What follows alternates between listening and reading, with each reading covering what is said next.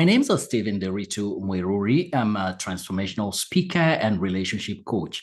I am based in Seattle, Washington, and my main purpose and goal in life is to help women overcome dating challenges and find lasting love. I've been happily married to Abigail, my dear wife, for 18 years, and we are blessed with four children. Four children. Yes, and my company is IRI Coaching, and you can find us in Seattle, Washington. Yes. Perfect. So take us right from the very beginning. But actually, before we do so, how does it feel to be married that long and to be raising beautiful children? It's a privilege. It's a privilege and an honor to be married, and especially when you realize that you married right, because not every marriage is a joy. It has its own hurdles, but when you marry right, choose right, then you can be able to appreciate each journey that contributes to your growth as you continue to do life. So I am blessed to be married to a wonderful woman that is my cheerleader, my supporter, and my encourager in my vision and purpose, and blessed with wonderful children. I'm grateful. I'm grateful to God for that. I know for me, many times I look around and all you see is chaos, misery, and unhappiness I when it comes know. to relationships, right? So I for know. you, like for you, when you're looking at the outside world and you see your success and you see maybe some people who don't necessarily have a form of success that they can identify with, how do you feel about seeing sometimes there's people out there who aren't enjoying what you're enjoying? It's really sad. It's really sad to see where our society has gone to, because we have come to a place whereby society has been pushed into artificial kinds of lifestyle, social media, influencers, and everything that is bringing up a fake world, which most people have adopted, and it has given more pressure to try and catch up.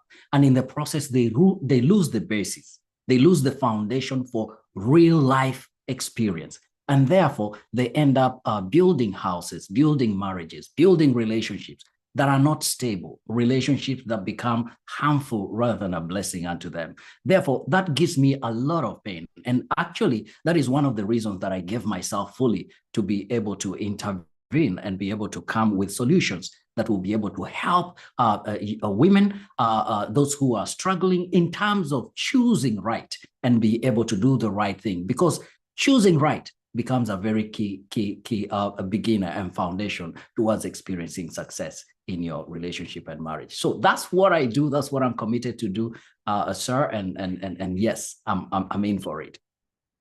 Stephen, where were you 15 years ago in my life, my friend?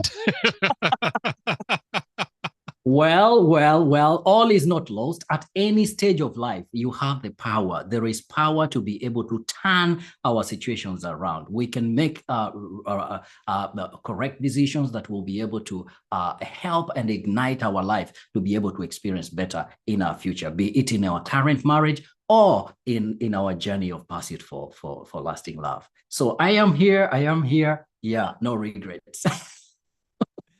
For me, I was about 20 years old when I first thought about getting married. And the young lady at the time, we had the conversation. I met her parents, she met my parents, very old school, right? You get the blessing of the Right, parents.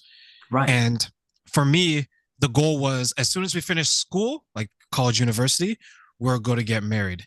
And it seemed as soon as we had that conversation where we met each other's parents, everything changed. Like the relationship went from maybe its highest point to one of its lowest points. And I look back and I think maybe our perception of the relationship changed because now we're viewing it instead of just two people dating, we're viewing it as two people who could date to get married. Do you notice that happening with some of the clients you deal with where things seem to be going okay, but once they start to look at the relationship in a different manner, then they begin to think, I don't know if I can do this. Terrain timing is very important. Timing is very important because sometimes you may rush into a relationship and you find a lady, or as a lady you find a gentleman early on in life, and before you actually get to a place of growth to understand what life is by itself, or even understand the commitment for marriage, what it really means, it becomes a challenge for you to commit to a relationship, or a permanent, a committed relationship, without really coming to that place of self-awareness.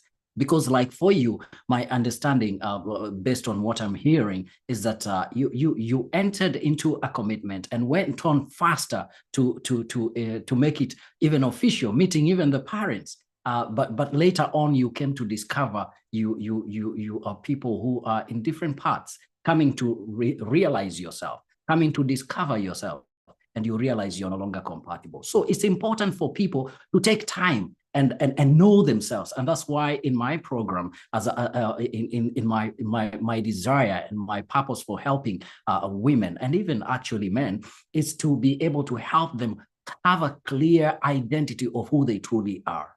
Because when you have a clarity and an identity of who you truly are, then it becomes easier to identify that which is compatible with you, including a partner. That's it. So what are some of the commonalities that maybe are impacting women to not see things as clearly as maybe they should? There is clarity about who they are, who they are in terms of their values. What do they stand for? In terms of their belief system, what do they believe? Because values and principles, once they are well crafted and you know what you stand for, then it becomes very easy for you to be able to stand and make a decision that will be able to inform you and empower you to be able to progress. Otherwise, when you don't have clarity around that identity, women have had confusion. Some have fallen for men, basically just because of materials. Others because of wealth. Others because of a car, of a car that somebody's driving, or a big house. But there is more that meets the eye when it comes to relationship, because this is doing life together, is bigger and better and greater than the face value that we normally look at situations. And therefore, it's important to value the internal aspects of who we truly are, because those internal aspects are the ones that are the foundation that ensures the entire building is held together. Is held together, Terrain.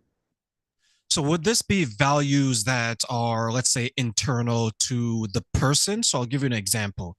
So for me, I know what kind of values that I want. I want to be a man that is outstanding, that is upright, that is morally successful, that will do the right thing 9 times out of 10? Or is this values that I want my relationship to be a part of, meaning that me and that woman are going to discuss how we're going to raise the children, if there's children, how we're going to conduct ourselves? Is it You one or see, the other or a combination? I think it starts with you. And my emphasis is that it must start with you first. Once you have a clear identity in terms of your values, you are able to identify your passions, and from identifying your passions, you identify your purpose. And once you find your purpose becomes your North Star, your guiding light. It makes everything that you do. It actually dictates every other engagement. It dictates where you go to. It dictates the places you visit. It dictates the kind of friends that you allow close to you. It dictates everything, including your career, interestingly. And when you are clear about yourself, and this is dictating everything, then it becomes easier for you to attract the right kind of people that you are compatible with. Because values, when you have certain values and certain identity, and you're clear about the direction where you're going, you will find you attracting people who value what they see. They see your authenticity and they value it and respect it, and they cherish that. Therefore, you are able to find compatible partners more easily when it is more clear on you. So the work is mostly on you rather than on the other person first.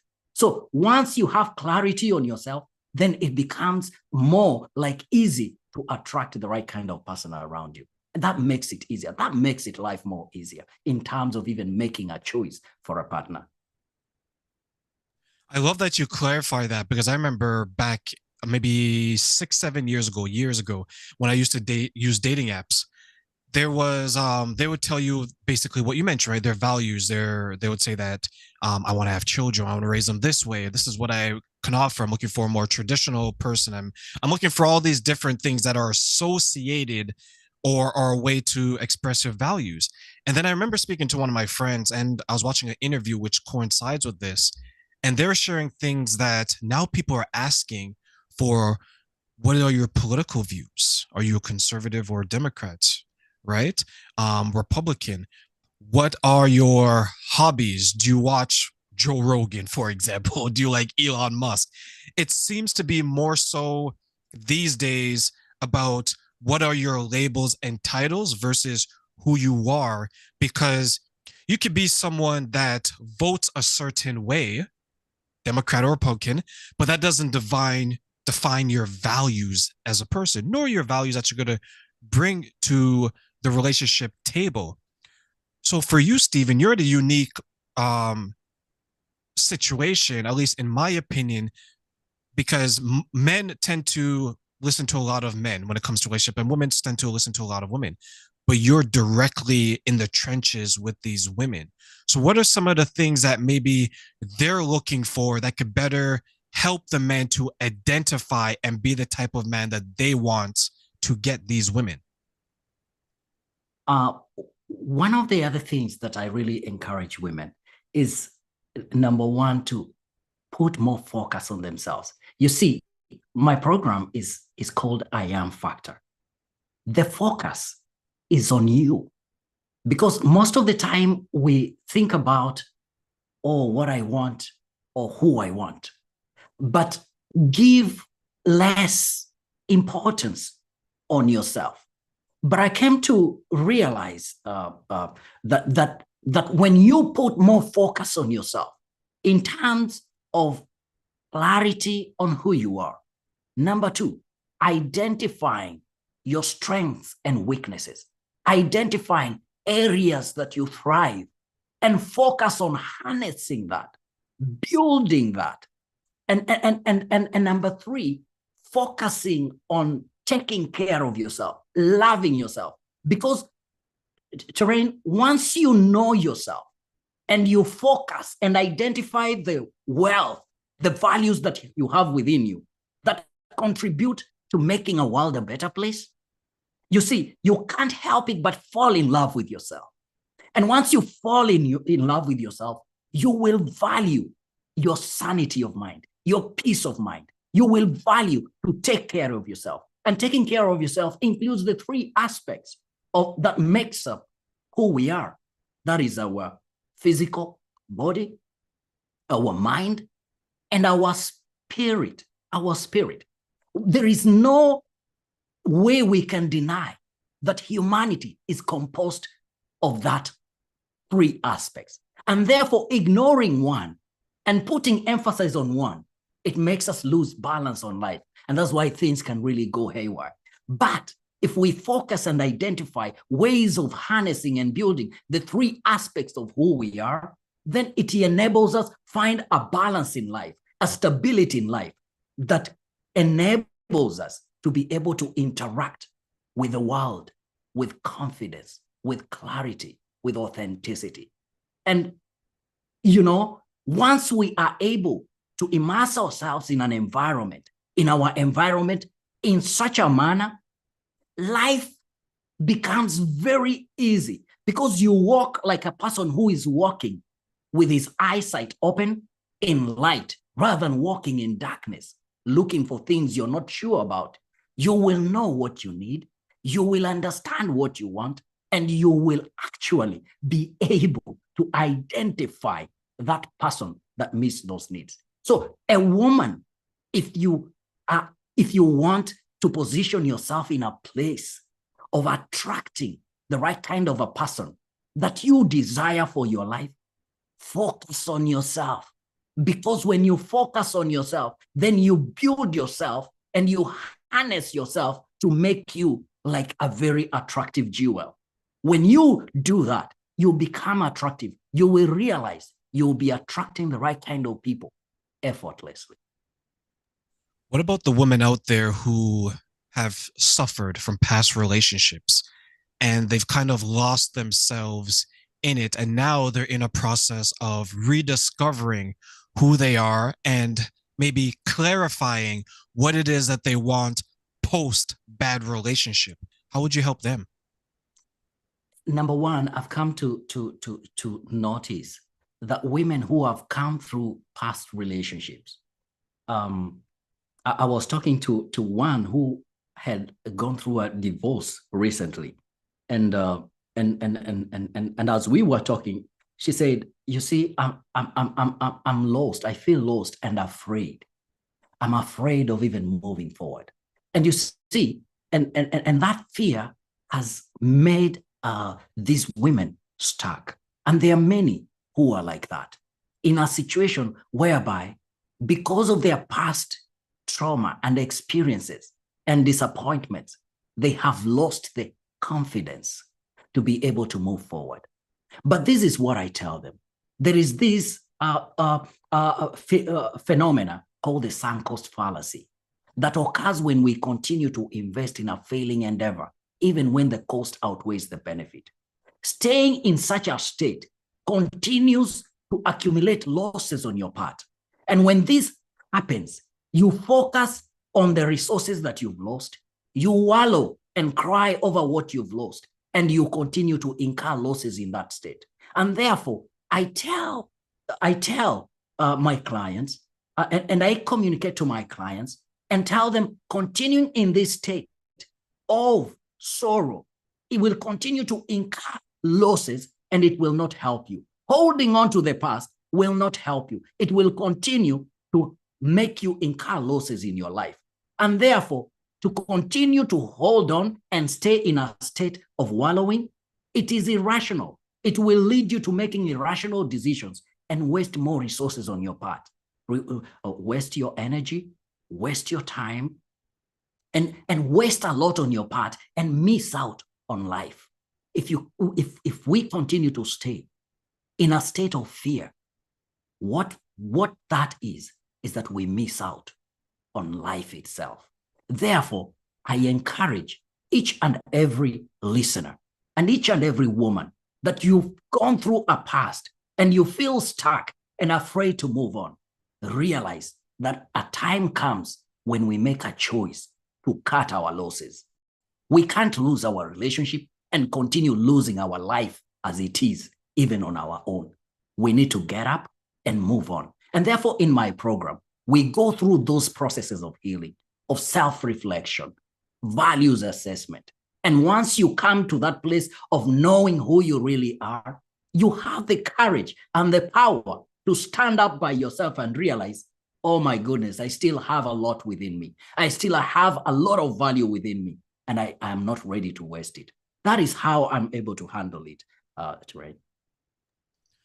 That's a fantastic point. And one thing I want to share is that when I speak to a lot of the women, because let's say this is 2024, let's say 6 years ago, 7 years ago, I must have been 5 or 6 people that got married, right? Fast forward in the last year or so, I know many of my female friends that they're either going through a separation or a divorce because people change, things change.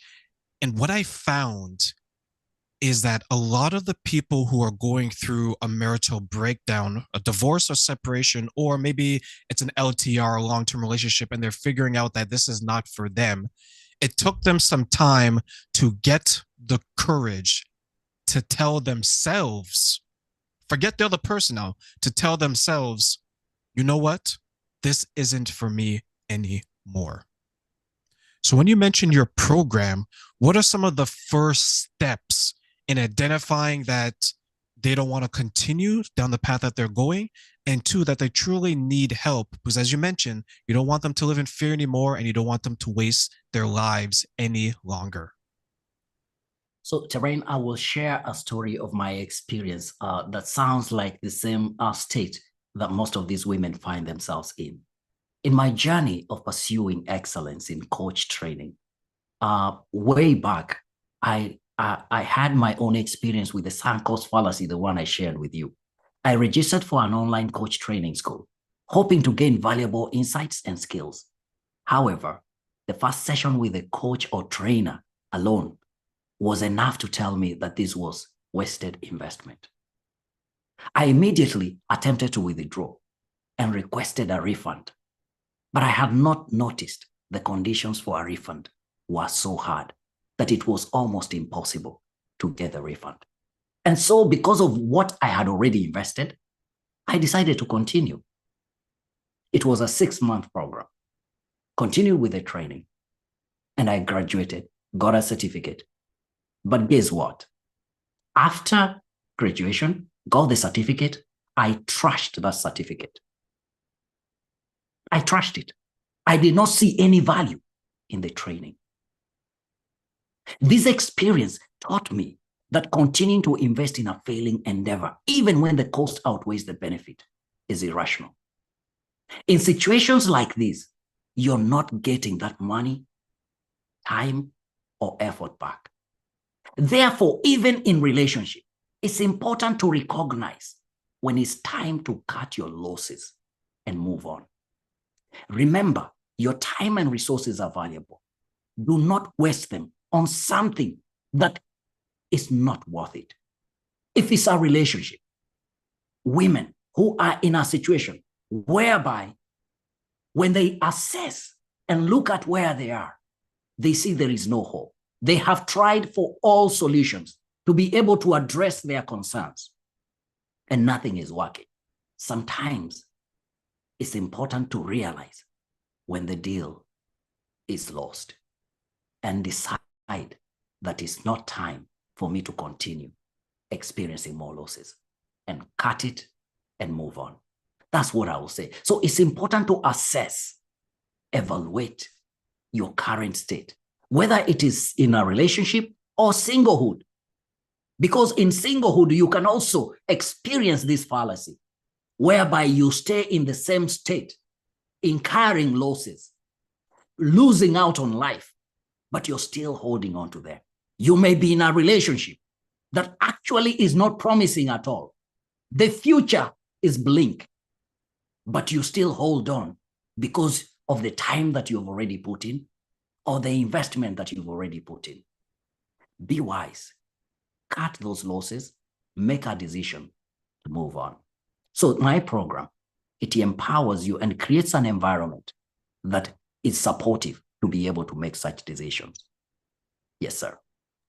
So speak about the program and how does someone join it? What are some of the maybe the tools that you equip them with to continue forward? So I Am Factor program is a program for building successful relationships. This program is designed to help women overcome dating challenges and find lasting love. We believe it is backed by the belief that every woman deserves to feel empowered, confident, and completely lovable. By working with us and following this program, you'll be able to unlock your inner power, conquer your past hurts and disappointment, build your confidence, and set strong expectations that you can attract and build quality love relationship. And therefore, some of the outcomes that you will experience in going through this program by the sessions that we go through, like value assessment, harnessing your energy, discovering how you respond to your environment, being aware of who you are and how you experience your world. It enables you to have a heightened awareness of who you are, to be able to choose how you react and how you respond to your environment. So the first process into this journey is helping you to come to the place of being yourself, self-aware, self-discovery. So we take you through a process of self-discovery where we encourage you to stop trying to be someone you're not. Be authentic to yourself.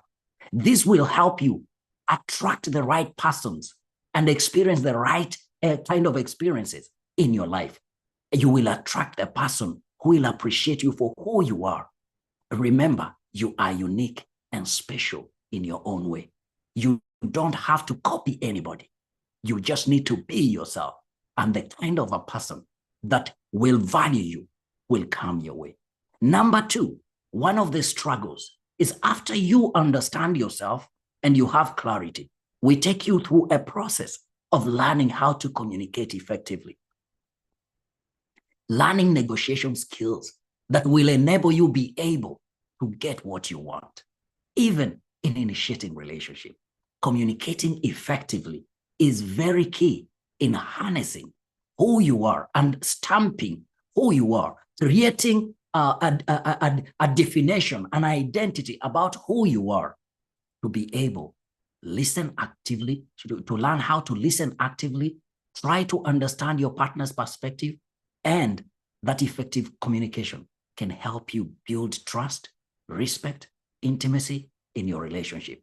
And a third pillar that I value most is learning how to love yourself, to take care of yourself, prioritize your physical well-being, your emotional well-being, your mental well-being, and your spiritual well-being, and be able to engage in those activities. We encourage you to identify and engage in those activities that make you happy and fulfilled. This will help you feel confident, attractive, and make you more appealing to your potential partners.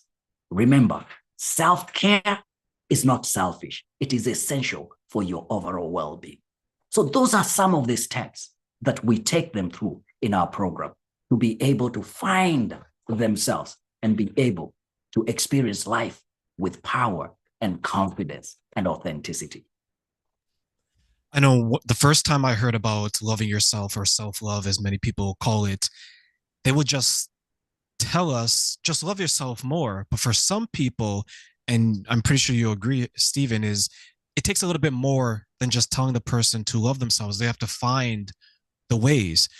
Because when you're in a relationship that is toxic, that is chaotic, that is narcissistic, that is all these things, you sometimes forget what it feels like to be loved. You forget what it feels like to tell yourself you are worthy of love. So when you share the importance and when you stress the importance of loving yourself and finding the love within, what are maybe some of the behaviors that the women can do to feel the love that they want to feel, and most importantly, to start loving themselves again? This is what I say. One very key tip that I normally give the women is to value their me time. If you cannot be at peace and enjoy your own company, you're not in the right state of mind to be able to experience successful relationship.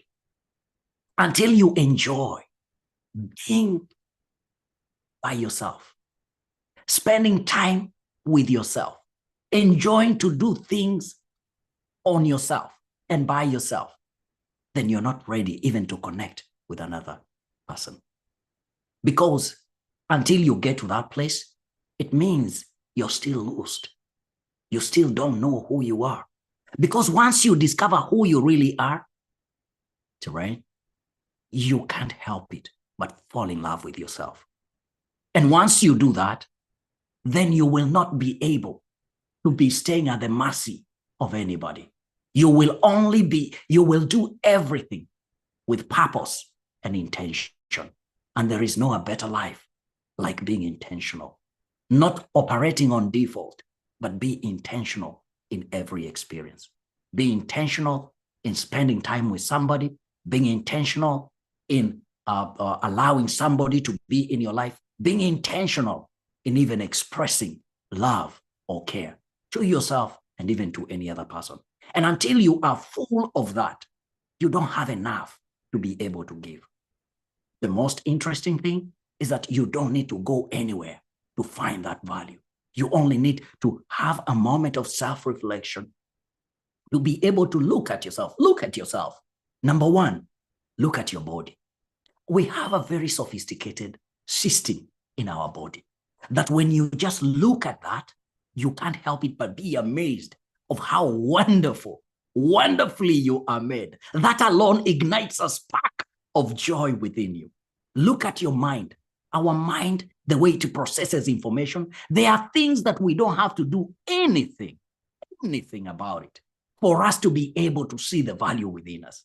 So we only need to look at the basic component, a makeup of who we are, and that ignites a spark, and then be able to advance into the other elevated ways of awareness, of connecting, of values and everything. So it starts from the basic level. As long as you are alive and breathing, you have a body, you have a mind, and you have a spirit, and you are a spirit, you are already valuable. You are more valuable than anything you have ever thought about.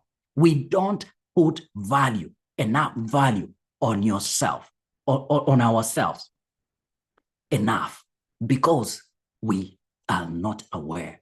We do not know that actually we are wonderful. We are more valuable. You are more important and more special than you have ever even thought about it.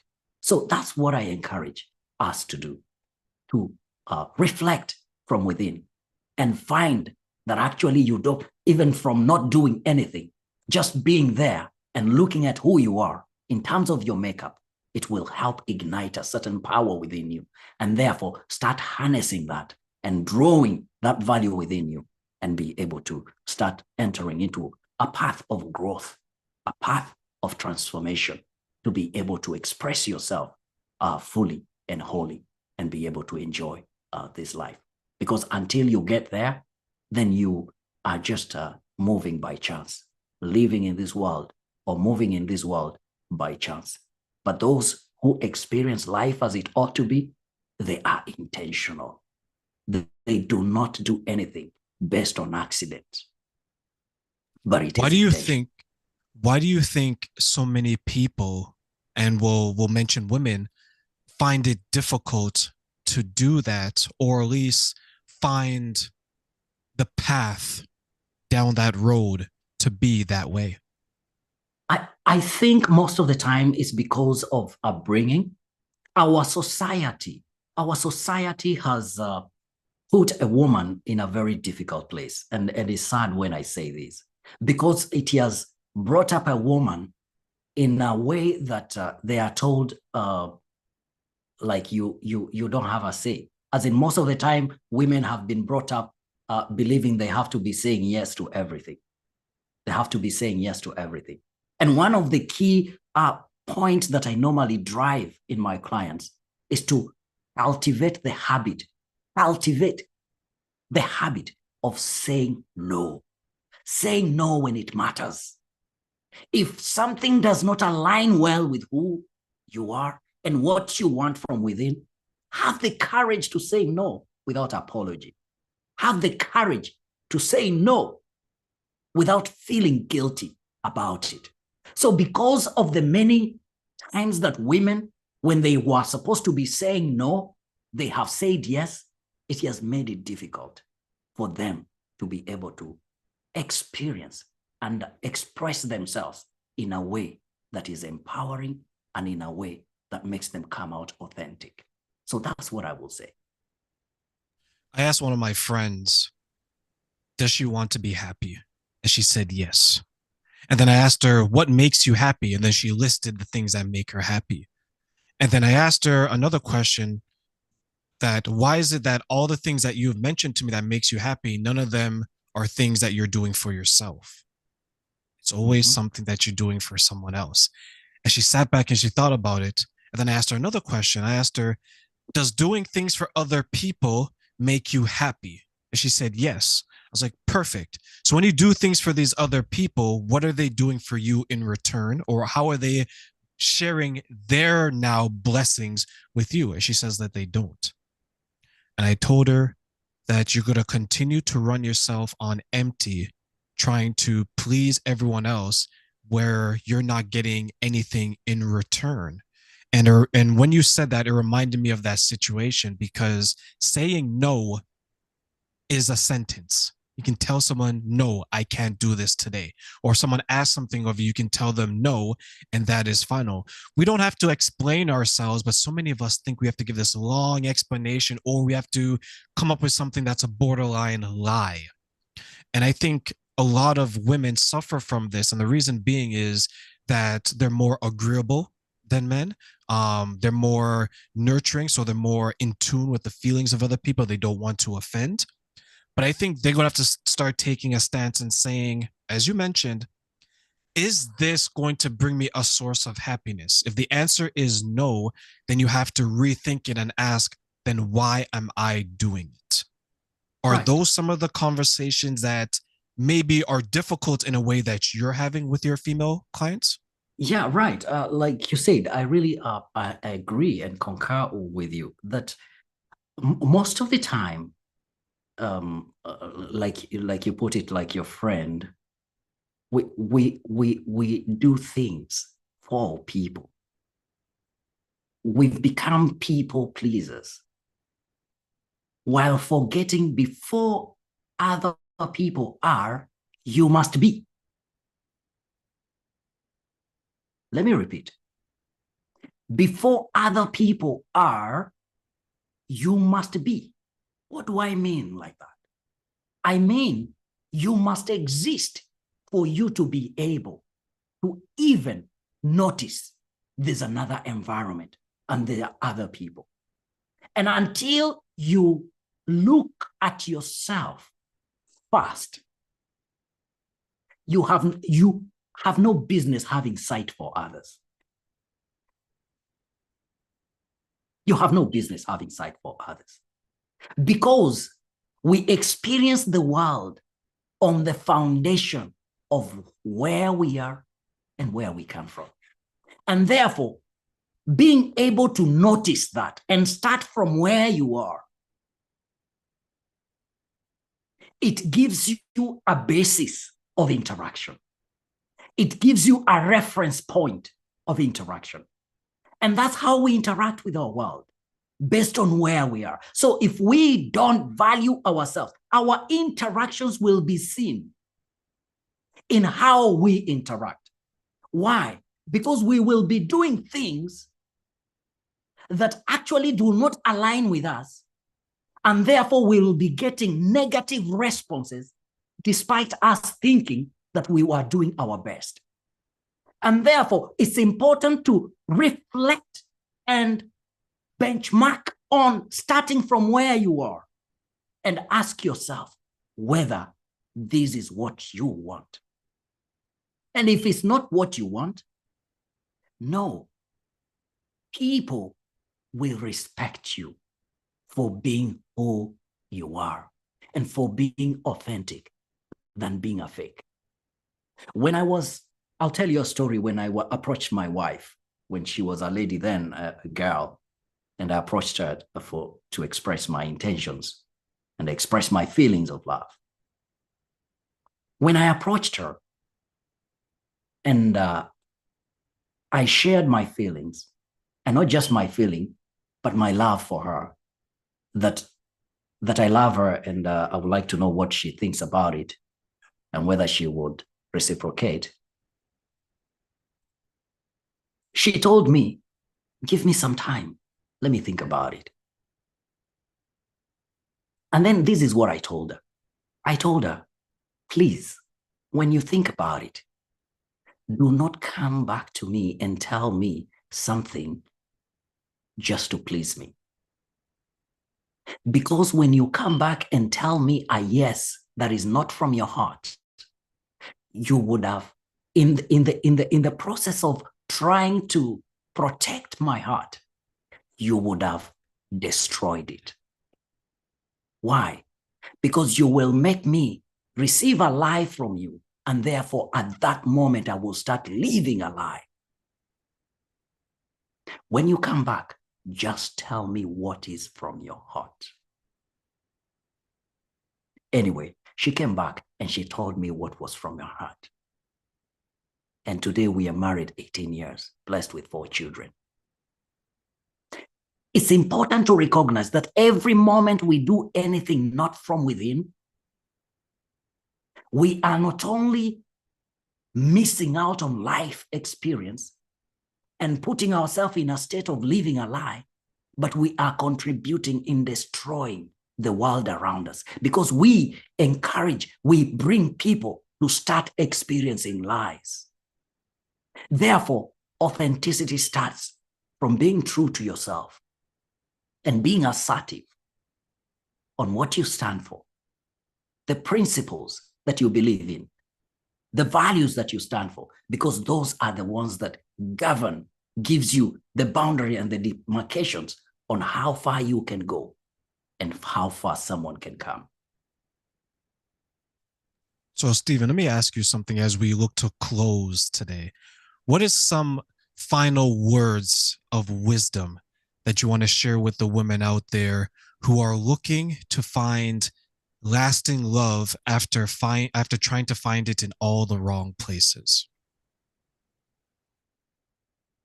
Just be yourself. Be yourself. Be yourself and always live with purpose and intention. Stop being a people pleaser. You'll be surprised at how life becomes easy for you when you're authentic. Those who don't like you, they are not meant for you. You will get the right people come in your circle when you stand strong and stay true who you are from within.